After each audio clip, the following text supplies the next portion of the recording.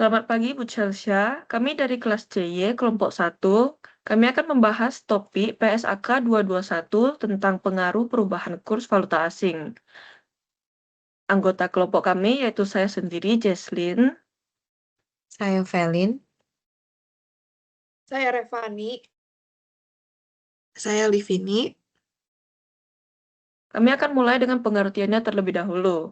Nah, jadi valuta asing ini adalah mata uang yang digunakan sebagai alat pembayaran yang sah dalam perdagangan berskala internasional, di mana para pelaku transaksi dan negara yang bersangkutan telah mengakui adanya mata uang tersebut. Nah, jadi kurs valuta asing adalah nilai tukar antar mata uangnya. Jadi, misalnya, jika kursnya adalah Rp16.712 per USD, artinya membutuhkan Rp16.712 untuk menukar 1 USD. Jadi, jika dibutuhkan 10 USD untuk membeli barang di Amerika, maka kita perlu 10 dikali Rp16.712 akan dapat Rp167.120.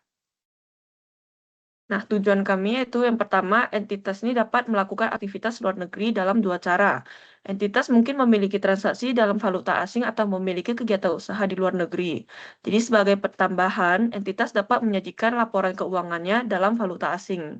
Tujuan dari pernyataan ini menjelaskan bagaimana memasukkan transaksi dalam valuta asing dan kegiatan usaha luar negeri ke dalam laporan keuangan entitas dan bagaimana menjabarkan laporan keuangan ke dalam mata uang penyajian. Kedua, permasalahan utama adalah kurs mana yang digunakan dan bagaimana melaporkan pengaruh dari perubahan kurs dalam laporan keuangan. Nah, ruang lingkupnya, pernyataan ini diterapkan pada yang A, akuntansi transaksi dan saldo dalam valuta asing, kecuali transaksi dengan saldo derivatif yang termasuk dalam ruang lingkup PSAK 109, yaitu instrumen keuangan. Yang B, penjabaran hasil dan posisi keuangan dari kegiatan usaha luar negeri yang termasuk dalam laporan keuangan entitas dengan cara konsolidasi atau metode ekuitas. Dan yang C, penjabaran hasil dan posisi keuangan suatu entitas ke dalam mata uang penyajian. Yang keempat, PSAK 109, instrumen keuangan diterapkan pada beberapa derivatif valuta asing dan sejalan dengan hal tersebut. Hal itu tidak termasuk dalam ruang lingkup pernyataan ini. Akan tetapi, derivatif dalam valuta asing tidak termasuk dalam ruang lingkup PSAK 109. Contohnya, beberapa derivatif dalam valuta asing yang melekat pada kontrak lain termasuk dalam ruang lingkup pernyataan ini. Pernyataan ini juga diterapkan ketika entitas menjabarkan jumlah yang terkait dengan derivatif dari mata uang fungsionalnya ke dalam mata uang penyajiannya. Yang kelima, pernyataan ini tidak diterapkan pada akuntansi lindung nilai atas valuta asing, termasuk lindung nilai investasi neto dalam kegiatan usaha luar negeri PSAK 109, instrumen keuangan diterapkan pada akuntansi lindung nilai. Yang keenam, pernyataan ini diterapkan pada penyajian laporan keuangan entitas dalam valuta asing dan mengatur persyaratan untuk menghasilkan laporan keuangan yang dideskripsikan sebagai patuh pada standar akuntansi keuangan atau SAK Indonesia. Untuk penjabaran informasi keuangan ke dalam valuta asing yang tidak memenuhi persyaratan tersebut, pernyataan ini menentukan informasi apa saja yang diungkapkan. Yang ketujuh, pernyataan ini tidak diterapkan pada penyajian laporan arus kas untuk arus kas yang timbul dari transaksi dalam valuta asing atau penjabaran arus kas dari kegiatan usaha luar negeri. Ini bisa lihat dalam PSAK 207 yaitu tentang laporan arus kas. Ada beberapa istilah penting. Yang pertama, investasi neto dalam kegiatan usaha luar negeri adalah jumlah kepentingan entitas pelapor dalam aset neto dari kegiatan usaha luar negeri tersebut. Yang kedua, ada kelompok usaha, yaitu suatu entitas induk dan seluruh entitas anaknya. Ketiga, kegiatan usaha luar negeri adalah entitas yang merupakan entitas anak, entitas asosiasi, pengaturan bersama, atau cabang dari entitas pelapor yang aktivitasnya dilakukan di suatu negara atau mata uang selain negara atau mata uang entitas pelapor. Yang selanjutnya ada kurs, yaitu rasio pertukaran untuk dua mata uang. Kurs spot adalah kurs untuk realisasi segera. Kurs penutup adalah kurs spot pada akhir periode laporan. Valuta asing adalah mata uang selain mata uang fungsional entitas. Selisih kurs adalah selisih yang dihasilkan dari penjabaran sejumlah tertentu satu mata uang ke dalam mata uang yang lain pada kurs yang berbeda. Selanjutnya ada mata uang fungsional adalah mata uang pada lingkungan ekonomi utama di mana entitas beroperasi. Mata uang penyajian adalah mata uang yang digunakan dalam penyajian laporan keuangan.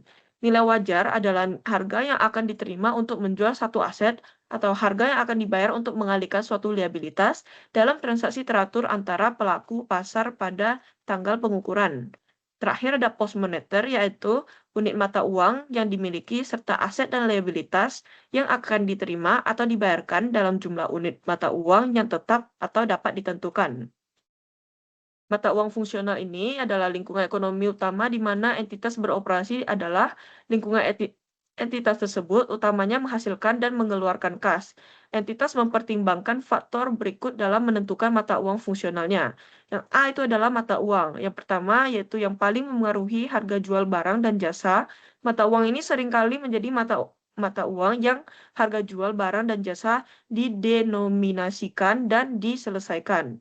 Dan yang kedua ada dari negara yang kekuatan persaingan dan peraturannya sebagian besar menentukan harga jual barang dan jasa atau barang dan jasa entitas.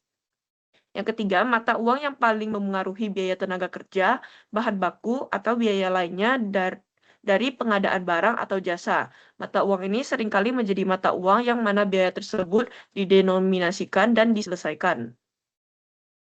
Faktor-faktor berikut juga dapat memberikan bukti-bukti mengenai mata uang fungsional. Yang A, yaitu mata uang yang mana dana dari aktivitas pendanaan dihasilkan, yaitu penerbitan instrumen utang dan instrumen ekuitas. Yang B, mata uang yang mana penerimaan dari aktivitas operasi pada umumnya ditahan. Terakhir, saya akan menjelaskan faktor-faktor yang dipertimbangkan dalam menentukan mata uang fungsional dari kegiatan usaha luar negeri, serta apakah mata uang fungsionalnya sama dengan mata uang entitas pelapor. Yang A, apakah aktivitas kegiatan usaha luar negeri dilaksanakan sebagai perpanjangan dari entitas pelapor, bukan dilaksanakan dengan tingkat otonomi signifikan. Yang B, apakah transaksi dengan entitas pelapor memiliki proporsi yang tinggi atau rendah dari kegiatan usaha luar negeri. Yang C, apakah arus kas dari kegiatan usaha luar negeri secara langsung memengaruhi arus kas entitas pelapor dan siap tersedia untuk dikirimkan ke entitas pelapor. Yang D, yaitu apakah arus kas dari aktivitas kegiatan usaha luar negeri cukup untuk membayar kewajiban utang yang ada ataupun yang diperkirakan dapat terjadi tanpa adanya dana yang disediakan oleh entitas pelapor.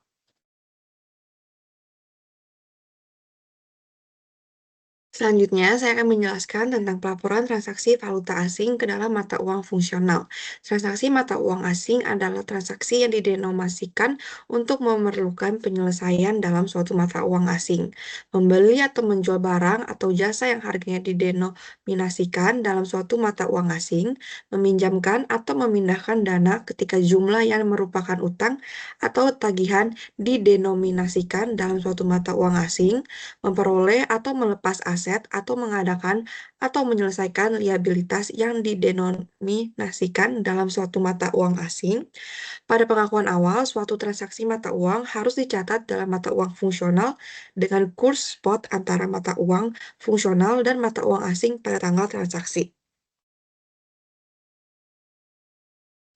Kemudian untuk pelaporan pada akhir periode, pos moneter valuta asing dijabarkan menggunakan kurs penutup.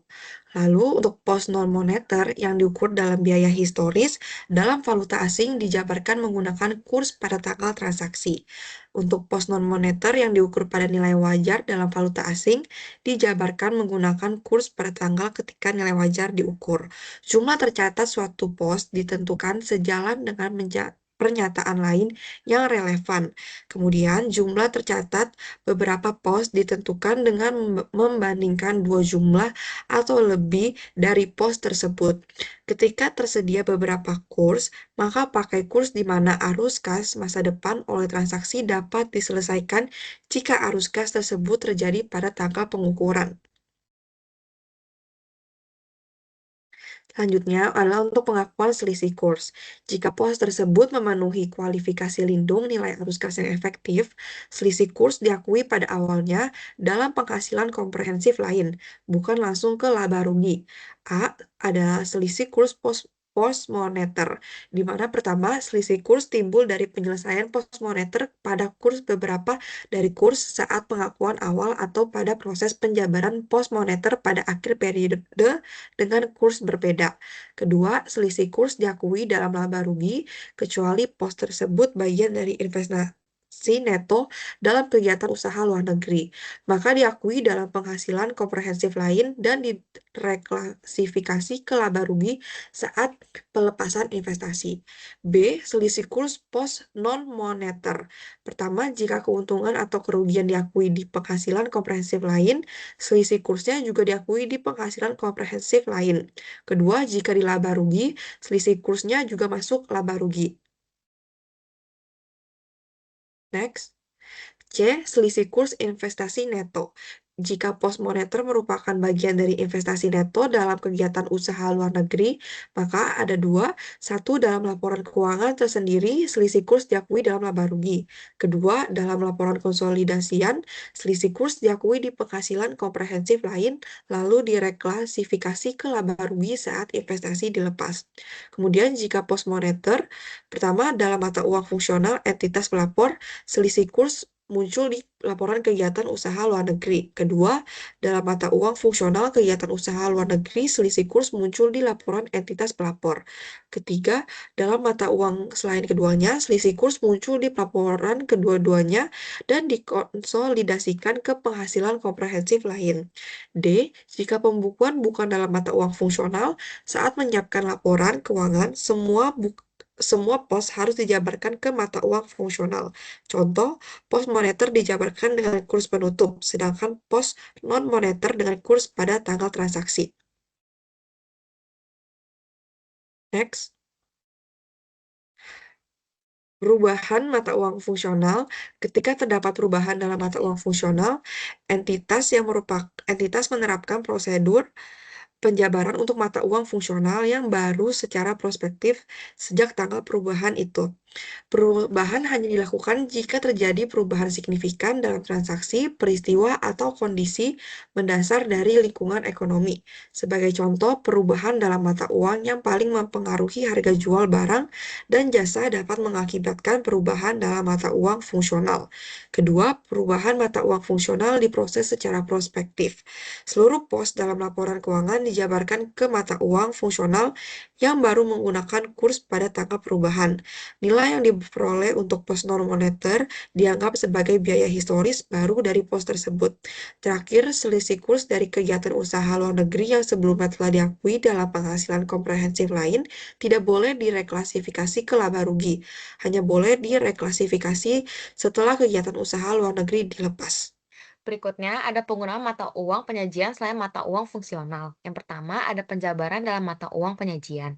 Entitas bebas memilih mata uang penyajian jika berbeda dari mata uang fungsional. Hasil dari posisi keuangan harus dijabarkan ke mata uang penyajian. Dalam kelompok dengan entitas bermata uang fungsional berbeda, seluruh laporan keuangan dijabarkan ke satu mata uang agar laporan konsolidasian dapat disusun. Hasil dan posisi keuangan dari suatu entitas yang mata uang fungsionalnya bukan mata uang dari suatu ekonomi hiperinflasi harus dijabarkan ke dalam mata uang pelaporan yang berbeda menggunakan prosedur sebagai berikut. Yang pertama, aset dan liabilitas untuk setiap laporan dari posisi keuangan yang disajikan, yaitu termasuk komparatif, harus dijabarkan menggunakan kurs penutup pada tanggal laporan dari posisi keuangan itu. Yang kedua, pendapatan dan beban. Untuk setiap laporan laba rugi komprehensif atau laporan laba rugi terpisah yang disajikan, yaitu termasuk komparatif, harus dijabarkan menggunakan nilai tukar pada tanggal transaksi. Dan yang ketiga, semua hasil dari selisih nilai tukar harus diakui dalam pendapatan komprehensif lain. Next, yang kedua, B ada penjabaran kegiatan usaha luar negeri. Penggabungan laporan keuangan kegiatan usaha luar negeri dengan entitas pelaporan yang dilakukan sesuai prosedur konsolidasi normal. Namun, aset dan kewajiban moneter antar entitas dalam kelompok tidak boleh dieliminasi tanpa mencatat selisih kurs. Karena pos moneter mencerminkan komitmen untuk menukar satu mata uang ke mata uang lain sehingga menimbulkan resiko keuntungan atau kerugian akibat fluktuasi nilai tukar. Selisih kurs tersebut diakui dalam laba rugi atau diakui dalam pendapatan komprehensif lain. Jika memenuhi kondisi tertentu menurut PSAK, misal paragraf 30 dan diakumulasikan dalam ekuitas sampai kegiatan usaha luar negeri dilepas. goodwill, serta penyesuaian nilai wajar aset dan kewajiban yang muncul saat akuisisi kegiatan usaha luar negeri dianggap sebagai bagian dari kegiatan usaha luar negeri dan harus disajikan dalam mata uang fungsionalnya, serta dijabarkan menggunakan kurs penutup. C. Ada pelepasan atau penjabaran sebagai kegiatan usaha luar negeri. Saat suatu kegiatan usaha luar negeri dilepas, seluruh kumulatif selisih kurs yang sebelumnya dicatat di pendapatan komprehensif lain atau OCI dan akumulasi ekuitas harus dipindahkan ke laba rugi sebagai bagian dari pengakuan keuntungan atau kerugian pelepasan. Selain pelepasan dari seluruh kepentingan suatu entitas dalam suatu kegiatan usaha luar negeri, hal-hal berikut ini dicatat sebagai pelepasan walaupun jika entitas masih memiliki kepentingan dalam entitas anak, perusahaan asosiasi, atau pengendalian bersama entitas sebelum. Yang pertama ada hilangnya pengendalian pada suatu entitas anak yang merupakan suatu kegiatan usaha luar negeri. Yang kedua, hilangnya pengaruh yang signifikan pada suatu perusahaan asosiasi yang merupakan suatu kegiatan usaha luar negeri. Dan yang ketiga, hilangnya pengendalian bersama pada suatu pengendalian bersama entitas yang merupakan kegiatan usaha luar negeri. Next, pada pelepasan suatu entitas anak yang termasuk kegiatan usaha luar negeri, jumlah kumulatif selisih nilai tukar yang terkait dengan kegiatan usaha luar negeri yang telah didistribusikan ke dalam kepentingan non-pengendali harus dihentikan pengakuannya, tetapi tidak dikelompokkan ulang ke laba rugi.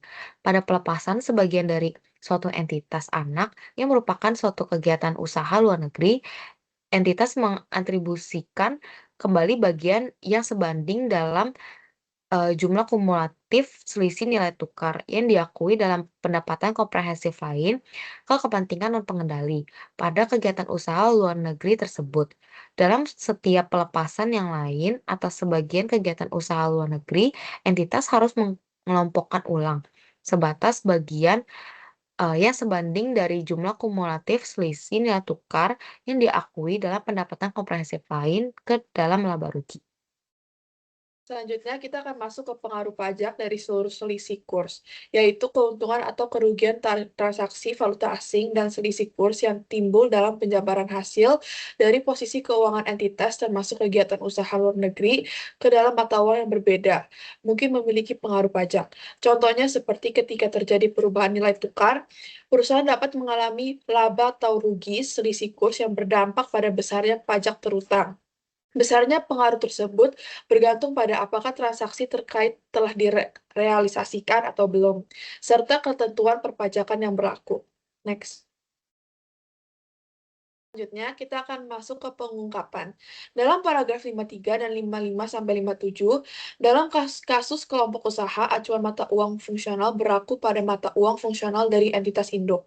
Entitas mengungkapkan jumlah selisih kurs yang diakui dalam laba rugi kecuali untuk selisih kurs yang timbul dalam instrumen keuangan yang diukur pada nilai wajar melalui laba rugi sesuai dengan PSAK yaitu instrumen keuangan dan selisih kurs neto yang diakui dalam penghasilan komprehensif lain dan diakumulasikan dalam komponen ekuitas yang terpisah, serta rekonsiliasi selisih kurs tersebut pada awal dan akhir periode. Lalu 53, jika mata uang penyajian berbeda dari mata uang fungsional, maka fakta tersebut dinyatakan bersama dengan pengungkapan tentang mata uang fungsional dan alasan untuk menggunakan mata uang penyajian yang berbeda. Jika terdapat perubahan dalam mata uang fungsional entitas pelapor maupun kegiatan usaha luar negeri yang signifikan, maka fakta dan alasan perubahan dalam mata uang fungsional tersebut diungkapkan. 55. Jika entitas menyajikan laporan keuangan dalam mata uang yang berbeda dari mata uang fungsionalnya, maka entitas mendeskripsikan bahwa laporan keuangan telah patuh pada SAK hanya jika entitas mematuhi seluruh persyaratan SAK yang berlaku termasuk metode penjabaran sebagaimana dijelaskan di paragraf 39 dan juga 42. 56. Beberapa entitas menyajikan laporan keuangan dalam mata uang selain mata uang fungsional tanpa mengikuti ketentuan yang berlaku, misalnya mengonversikan sebagian pos atau menggunakan kurs penutup untuk seluruh pos. Praktik ini tidak sesuai dengan SAK. 57. Jika entitas menyajikan laporan keuangan atau informasi keuangan lain dalam mata uang yang berbeda, baik mata uang fungsional maupun mata uang penyajian dan persyaratan dari paragraf 55 tidak terpenuhi, maka entitas akan mengidentifikasikan secara jelas informasi tersebut sebagai informasi tambahan untuk membedakannya dengan informasi yang patuh pada SAK. Lalu akan mengungkapkan mata uang yang digunakan dalam informasi tambahan tersebut dan mengungkapkan mata uang fungsional entitas dan metode penjabaran yang digunakan untuk menentukan informasi tambahan tersebut. Next. Lalu, tanggal yang efektif dan ketentuan transisi. Berlaku efektif mulai dari 1 Januari 2022 dan penerapan ini bisa lebih awal. Lalu, paragraf 47 diterapkan secara prospektif untuk akuisisi setelah tanggal berlaku efektif. Perubahan lainnya berlaku retrospektif, di mana entitas yang sebelumnya melakukan kapitalisasi selisih kurs berdasarkan PSAK 10 tidak perlu retrospektif. Penyesuaian dilakukan untuk laporan tahun buku yang dimulai sejak 1 Januari 2015. Penerapan amandemen berlaku efektif mulai 1 Januari 2025. Penerapan dini yang diperbolehkan jika diungkapkan secara eksplisit, dan tanggal penerapan adalah awal periode pelaporan tahunan saat pertama kali diterapkan, dan tidak perlu menyajikan kembali informasi komparatif. Sekian presentasi dari kami, terima kasih atas perhatiannya.